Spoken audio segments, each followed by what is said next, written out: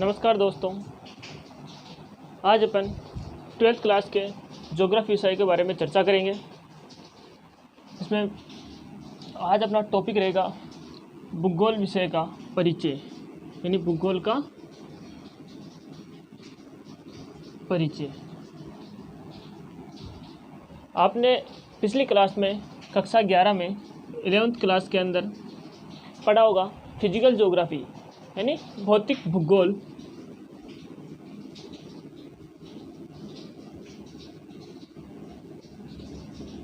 भौतिक भूगोल जिसके अंदर भूगोल विषय के बारे में बताया गया है कि भूगोल विषय का किस शब्द से बनी है, कौन सी भाषा का शब्द है इसके अंदर यूज में लिया गया है और इसमें किस चीज़ का वर्णन किया जाता है। तो ये फिजिकल ज्योग्राफी के अंदर इसका परिचय दिया गया था, लेकिन हम आज वापस इसका परिचय के बारे में चर्चा करते हैं।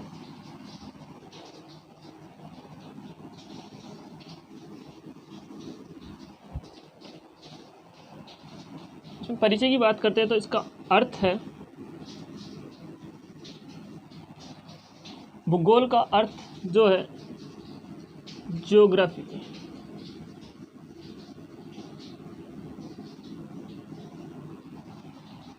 ज्योग्राफी जो एक अंग्रेजी भाषा के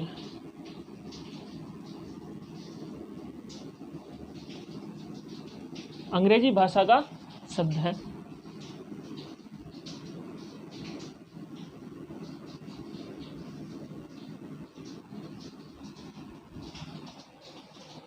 भूगोल जिसका अर्थ है ज्योग्राफी से बना है भूगोल, जो कि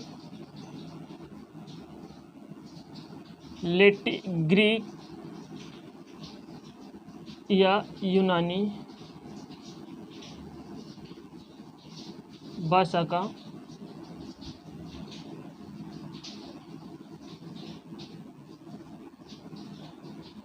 ज्योग्राफिया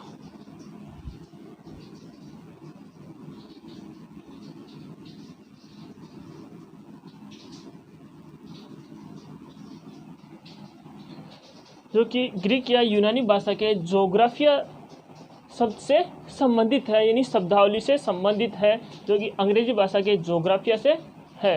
इसका ज्योग्राफी का मतलब भूगोल विषय माना गया है।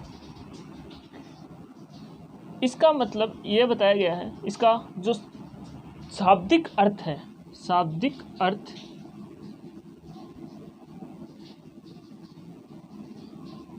इसका शाब्दिक अर्थ है पृथ्वी का वर्णन करना।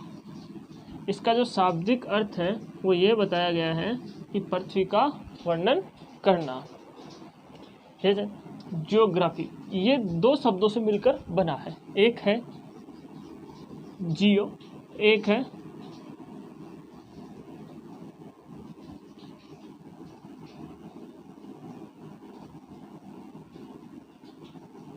ज्योग्राफी। एक है जियो, एक है ग्राफी। जियो का मतलब है पृथ्वी और ग्राफी का मतलब है वर्णन करना, यानी किसी चीज का वर्णन करना। किसी चीज की ग्राफी, जिसके पीछे ग्राफी लग जाता है वो है वर्णन करना। तो ऐसे ही है जियोग्राफी, यानी पृथ्वी का वर्णन करना। ये इस शब्द से ये बना है। इस शब्द का पहली बार प्रयोग, ज्योग्राफिया का पहली बार प्रयोग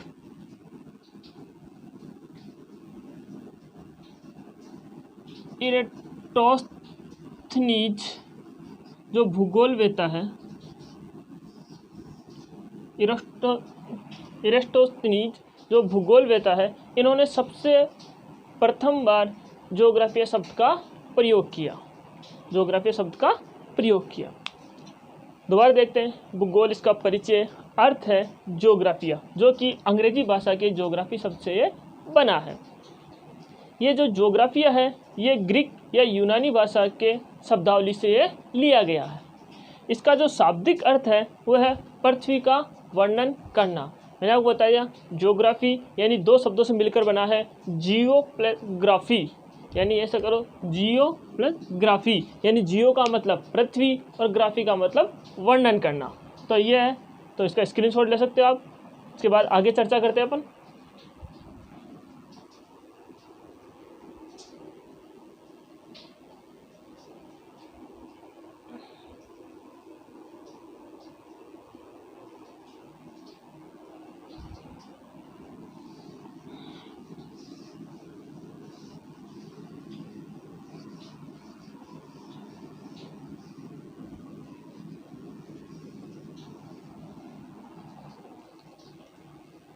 इसके बाद इसका प्रयोग विश्व स्तर पर, यानी विश्व स्तर पर पृथ्वी का विज्ञान, पृथ्वी के विज्ञान के आधार पर इसका अध्ययन किया गया, जो इसका नाम ज्योग्राफी रखा गया, जो कि इसका नाम ये भूगोल माना गया। यानी विश्व स्तर पर भी पृथ्वी का जो विज्ञान के रूप में इसका अध्ययन किया जाने लगा और ये ज्योग्राफी का नाम, इसका नामकरण किया गया और ज्योग्राफी यानी भूगोल के नाम से जाने लगा। इसके बाद भारतीय साहित्य में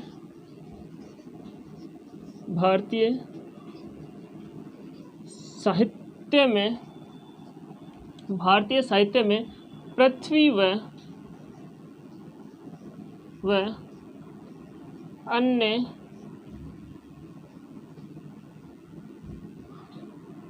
आकाशीय पिंड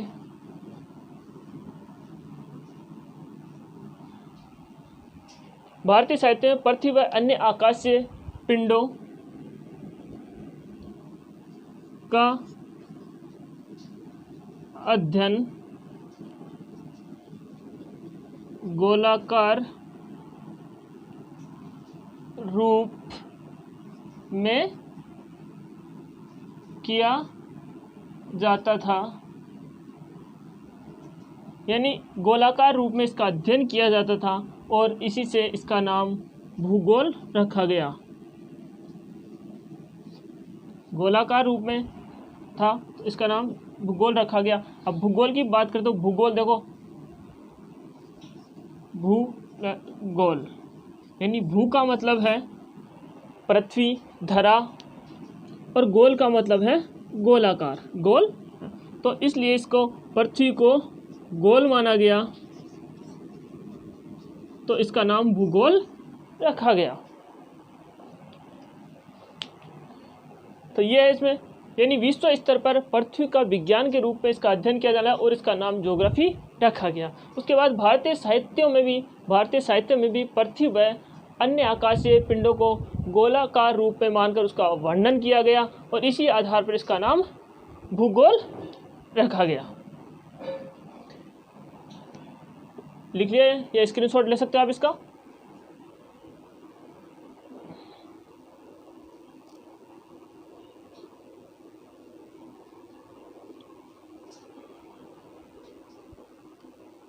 और इसके साथ ही बात करते हो यूनानी और रोमन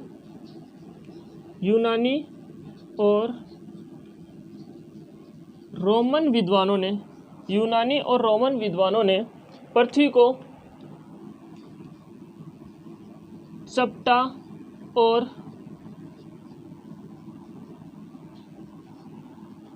तस्त्रीनुमा माना था, यानी पृथ्वी को चपटा और तस्त्रीनुमा माना था। यानी ये मानते हैं कि पृथ्वी का जो भाग है ऊपर से थोड़ा दबा हुआ है, चपटा है, जैसे कि ये ऐसे बताया गया है कि इसका ये भाग ऐसे दबा हुआ है, ये यहाँ से ये, तो इसको वो चपटा है यहाँ से। तो ये जैसे अपन बात करें ऐसे,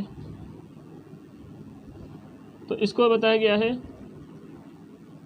चपटा है। और कुछ विद्वान बताते हैं कि तस्त्रीनुमा यानी गोल आकार में, जैसे तस्त्री के आकार में गोल नुमा ये बताया गया है। तो कुछ विद्वान यूनानी और रोमन, कुछ विद्वान पृथ्वी को चपटा मानते हैं और कुछ विद्वान इसको तस्त्रीनुमा मानते हैं। आगे समझ में? ठीक है, आगे चर्चा करते हैं अपन।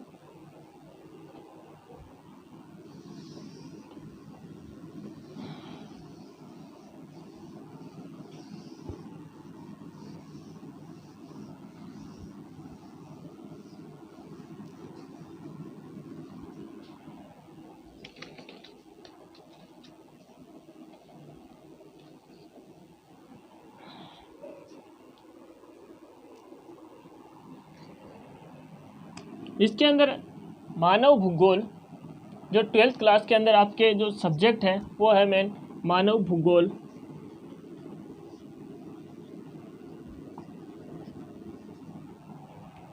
इसका फर्स्ट पार्ट ये है, पार्ट फर्स्ट, और दूसरा है संसाधन भूगोल।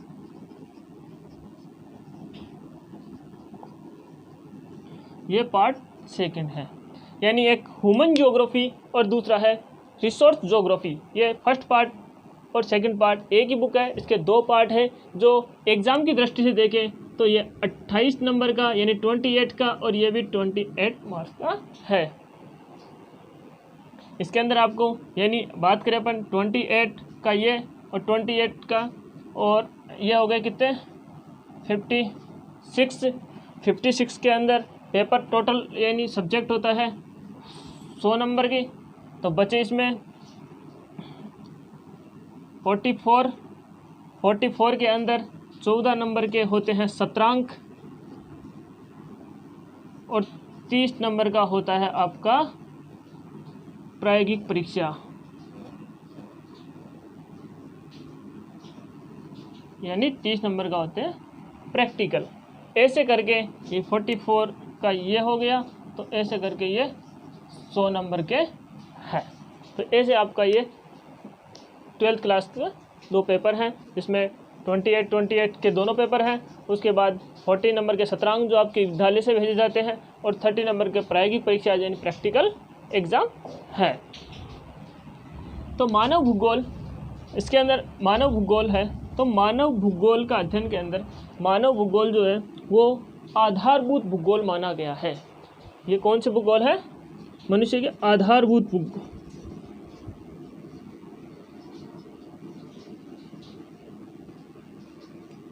आधारभूत ऐसे हैं कि ये धरातल से जुड़ी हुई और मनुष्य से जुड़े हुए इसके अंदर क्रियाकलाप होते हैं। तो ये आधारभूत है, यानी हर कोई भी व्यवसाय या किसी भी प्रकार का आप माने तो वो सभी एक मानव भूगोल से जुड़ा हुआ होता है। तो आधारभूत भूगोल के साथ साथ ये एक वर्णिक विज्ञान है, जो सभी तथ्यों का इसके अंदर अध्ययन किया जाता है। एक तरह से पूरा भूगोल जो है ये मानव भूगोल व्यापक भूगोल है। कैसा है? व्यापक भूगोल। इसका जो क्षेत्र है वो कैसा है? व्यापक है, यानी बहुत बड़ा है। ये माना गया है कि सूर्य की रोशनी में जो कुछ दिखाई देता है उसका भूगोल में अध्ययन किया जाता है, उस सभी का भूगोल में अध्ययन किया जाता है। ऐसा माना गया है कि एक वृक्ष होता है जिसकी बहुसंख्य या असंख्य शाखाएं होती है, यानी ये वृक्ष है, तो इस वृक्ष की असंख्यक शाखाएं होती हैं। इसकी असंख्यक शाखाएं मानी गई हैं। ऐसे ही भूगोल विषय भी ऐसा है कि एक भूगोल विषय है, इसकी असंख्यक शाखाएं हैं, तो अलग अलग प्रकार से ये अध्ययन किया जाता है। इसी तरह ये बात करते हैं अपन इसके आगे।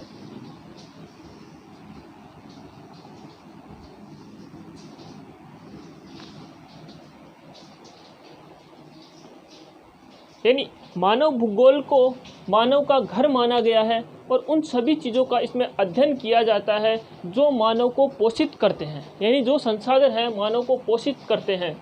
यानी जो भूगोल विषय है वो भूगोल है जो मानव को पृथ्वी को घर मानते हैं, और उन सभी विषय वस्तुओं का अध्ययन किया जाता है जो विषय वस्तु मनुष्य को पोषित करता है। यानी इसका रहन सहन, हर चीज़ का उसका ख्याल रखा जाता है, चाहे वो खाने पीने का हो, रहन सहन का हो, किसी प्रकार का कृषि हो, वो पोषित किया जाता है। उन सभी चीज़ों का अध्ययन किया जाता है। इसी बात भूगोल की 2 अलग अलग शाखाएं होती है, 2 शाखाएं। अब 2 शाखाएं कौन कौन सी है? इसमें नंबर 1 बात करते हैं अपन भौतिक भूगोल।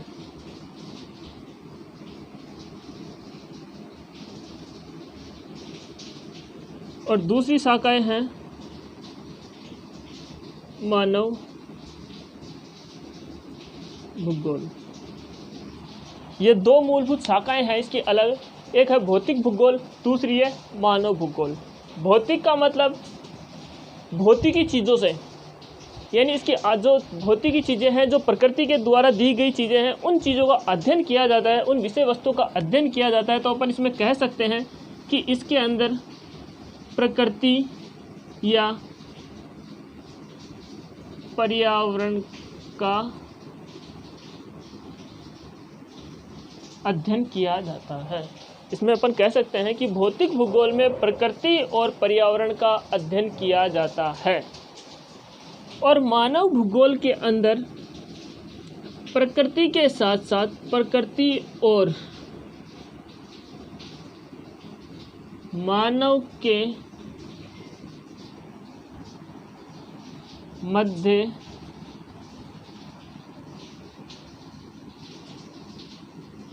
अंतर संबंधों का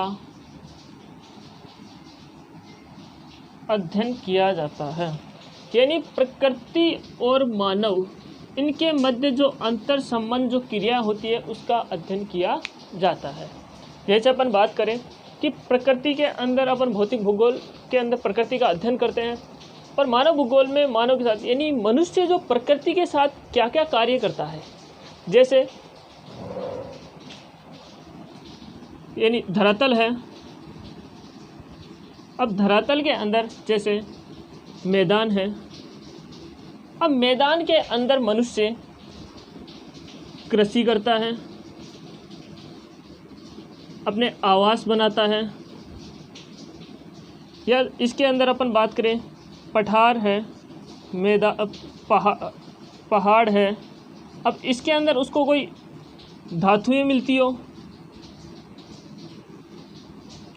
यानी किसी भी, आप मान सकते हो कि अब मैदान है, तो मैदान के अंदर अगर मनुष्य चाहेगा तो उसमें खेती कर सकता है। अगर मनुष्य नहीं चाहे तो उसमें कुछ भी नहीं हो सकता है। तो मनुष्य जब तक प्रकृति के साथ अंतर संबंध उसकी क्रियाएं करेगा तो जाके वो उसका अध्ययन मानव भूगोल में कहलाती है। तो ये है भौतिक भूगोल और मानव भूगोल में, दोनों में डिफाइन किया गया, अंतर किया गया है कि भौतिक भूगोल में प्रकृति का अध्ययन किया जाता है और मानव भूगोल के अंदर प्रकृति और मानव के मध्य अंतर संबंधों का अध्ययन, यानी human and nature between inter relationship, तो ये दोनों का अध्ययन किया जाता है। आगे अपन बात करते हैं।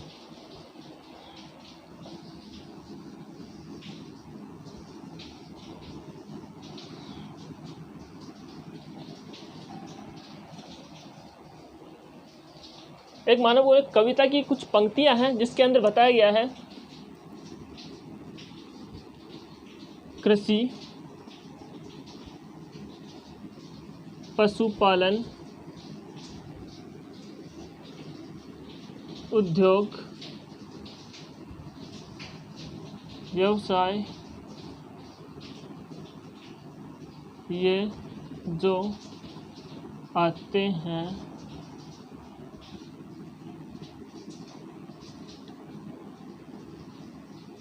परिवहन, संचार और व्यापार, इसके अंदर आते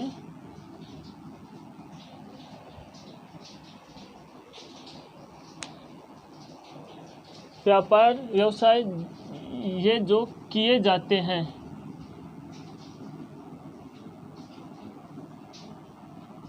ये पंक्ति कविता की दो पंक्तियां हैं। इसके माध्यम से मानव भूगोल को समझाया गया है कि इसमें किस किस चीज़ों का अध्ययन किया जाता है। आप देखो इसमें कृषि, कृषि कृषि यानी खेती, खेती अपन करें कहाँ करेंगे, धरातल पे करेंगे।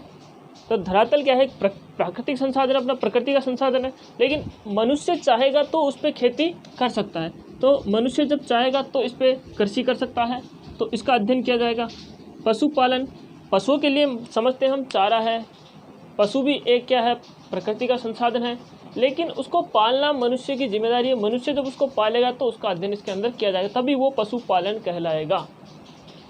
फिर उद्योग, उद्योग की अपन बात करें, जैसे मान लो पहाड़ी क्षेत्र है, पठारी क्षेत्र है, वहाँ पर किसी भी मान लो खनन होती है, खुदाई होता है, उसके अंदर वहाँ से अपन उद्योग करें तो मनुष्य उसके अंदर संलग्न होगा तभी तो वो उद्योग कहलाएगा, तभी उसका उपयोग करेगा तभी तो वो उद्योग कहलाएगा। तो इसके अंदर उद्योग का भी अध्ययन किया जाता है। व्यवसाय किसी भी प्रकार का व्यवसाय मानो आप, चाहे वो प्राथमिक व्यवसाय मानो, चाहे द्वितीयक व्यवसाय मानो, चाहे तृतीयक व्यवसाय मानो, या चाहे चतुर्थ व्यवसाय मानो।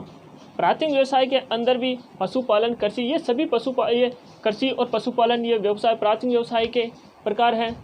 उद्योग ये द्वितीय व्यवसाय के प्रकार है। तो ये भी क्या है, मानव व्यवसाय के ही प्रकार। फिर उसके बाद है परिवहन। अब परिवहन की बात करें तो परिवहन चाहे कोई सा भी हो, जल परिवहन हो या वायु परिवहन हो या रेल परिवहन हो, इन सभी को विकसित कहाँ करेंगे, विकसित धरातल में विकसित करेंगे। वायु परिवहन प्रकृति के अंदर जाएगा तो इनका मनुष्य चाहेगा तो ही इसका परिवहन कर सकता हो। मनुष्य का और प्रकृति का दोनों का इसमें संबंध है और इसका जन परिवहन मानव भूगोल में किया जाता है। फिर है संचार का भी यही माध्यम है, चाहे आप IT सेक्टर मानो चाहे किसी भी सेक्टर में मानो, संचार का माध्यम मनुष्य का हस्तक्षेप होगा, मनुष्य क्रियाकलाप करेगा तभी ये संचार होगा। तो इस संचार का भी अध्ययन अपन मानव भूगोल में करते हैं। उसके बाद व्यापार है। व्यापार की भी बात करें अपन तो चाहे लघु उद्योग या चाहे कुटीर उद्योग, किसी प्रकार का उद्योग व्यापार करें अपन, छोटा बड़ा किसी प्रकार का, तो वो सभी क्या है कि प्रकृति से जुड़ा हुआ है। और प्रकृति से अपन कुछ लेंगे, यानी मनुष्य कुछ लेगा तो उससे कुछ प्राप्त करेगा, तो उससे अंतर संबंध करेगा तभी वो कुछ कर पाएगा। और वहाँ से मान लो वो व्यापार करता है तो वो व्यापार भी मानव भूगोल के अंदर आएगा। तो ये 2 पंक्ति थी मानव भूगोल को समझाने के लिए कि इन चीज़ों का प्रयोग कृषि, पशुपालन, उद्योग, व्यवसाय ये जो किए जाते हैं, परिवहन, संचार और व्यापार इसके अंदर आते हैं, यानी मानव भूगोल के अंदर आते हैं। मानव भूगोल में इसका अध्ययन किया जाता है।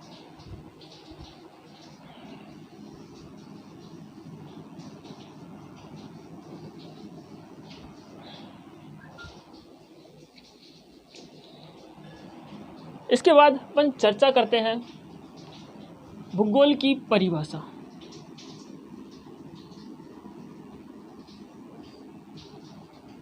परिभाषा की बात करें तो इसके अंदर एक आधुनिक मानव भूगोल के जन्मदाता है जर्मन भूगोल शास्त्री, जिसका नाम है, यानी इसको लिख सकते हैं अपन, आधुनिक मानव भूगोल के जन्मदाता जर्मन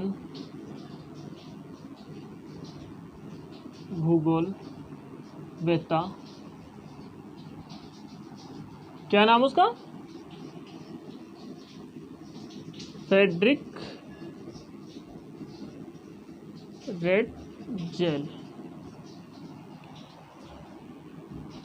रेडजेल, जो आधुनिक मानव भूगोल के जन्मदाता जर्मन भूगोलवेत्ता है। उनके अनुसार जो परिभाषा है जो है मानव भूगोल के अनुसार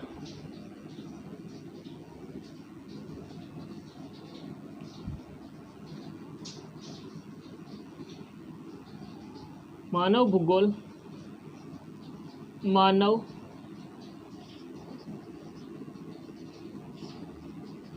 समाजों और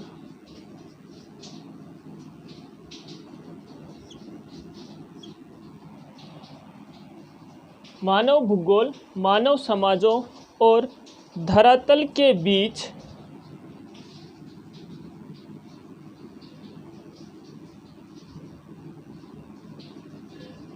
संबंधों का अध्ययन है।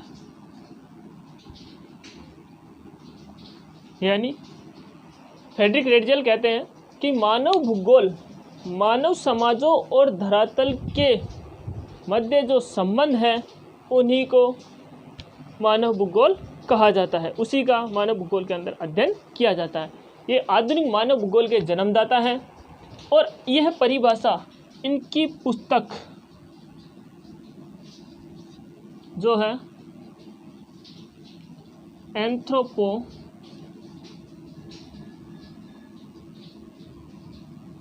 ज्योग्राफी के अंदर बताई गई है। यह इनकी पुस्तक है, जो परिभाषा इस पुस्तक एंथ्रोपोज्योग्राफी में बताई गई है। आगे विद्वान अपन चर्चा करते हैं वो है इन्हीं की शिष्या अमेरिकन भूगोलवेता एलन चर्चिल सैंपल, वो इन्हीं की शिष्या है और अमेरिकन भूगोलवेता है, यानी फ्रेडरिक रेडजेल की शिष्या है, अमेरिकन भूगोलवेता है, नाम है इसका एलन सैंपल के अनुसार एलन सैंपल के अनुसार मानव भूगोल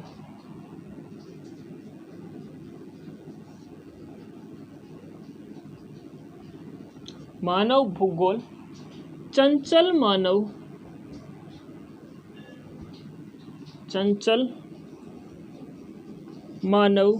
व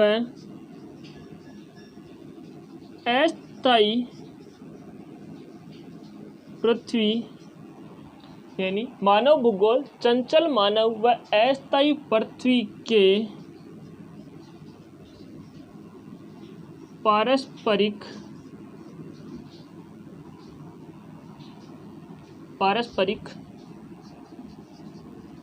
परिवर्तनशील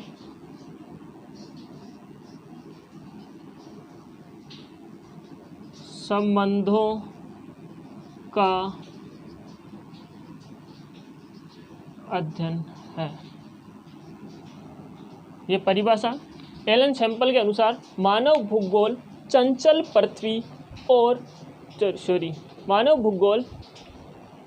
मानव और अस्थायी पृथ्वी के पारस्परिक परिवर्तनशील संबंधों का अध्ययन माना गया है। इनके अनुसार ये बहुत ही महत्वपूर्ण परिभाषा है, वेरी वेरी इम्पोर्टेंट परिभाषा है। ये पहले एग्जाम में आई हुई भी है और अभी भी ये आ सकती है। ये एलन सैंपल जो कि फ्रेडरिक रेडजेल की शिष्या थी, अमेरिकन भूगोलवेता है। इनके अनुसार ये मानव भूगोल चंचल मानव और अस्थायी पृथ्वी के पारस्परिक परिवर्तनशील संबंधों का अध्ययन है।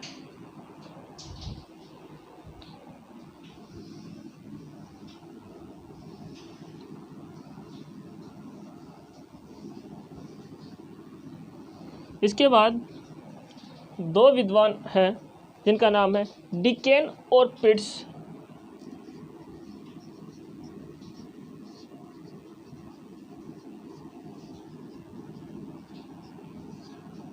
के अनुसार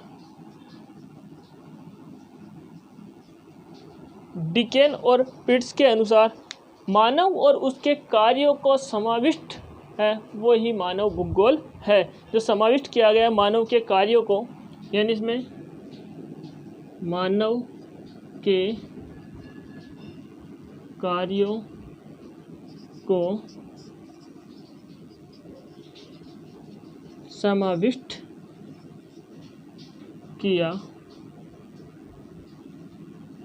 गया है।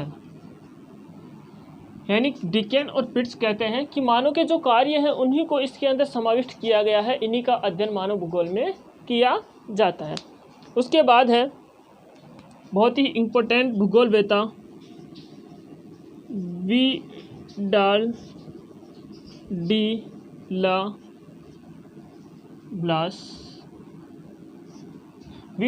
ब्लास, जो कि संभववाद के जनक हैं, संभववाद के समर्थक हैं।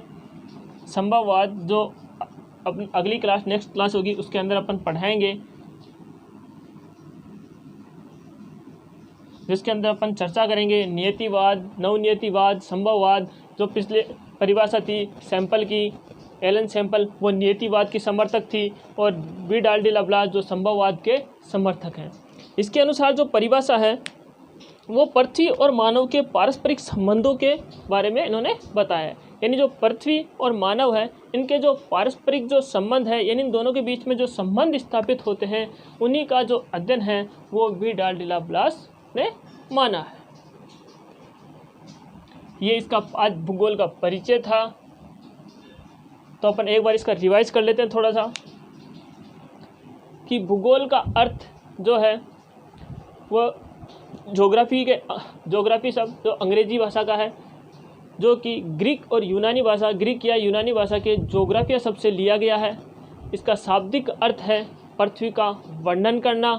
यह पृथ्वी का वर्णन करना इसका पहली बार उपयोग या प्रयोग किया गया है एरिस्टोथनीज ने किया गया है। फिर उसके बाद की बात करें अपन कि ये जो विषय है मानव भूगोल एक व्यापक विषय है। ये भूगोल की दो मुख्य शाखाएं हैं। इसके पहले मानव भूगोल की दो शाखाएं हैं। दो शाखाएं, एक थी भौतिक भूगोल, दूसरी थी मानव भूगोल। भौतिक भूगोल के अंदर प्रकृति और पर्यावरण का अध्ययन किया जाता है, जबकि मानव भूगोल के अंदर मानव और प्रकृति दोनों के अंतर संबंधों का अध्ययन किया जाता है। ठीक है, बाकी अपन नेक्स्ट क्लास में पढ़ेंगे। थैंक यू, धन्यवाद।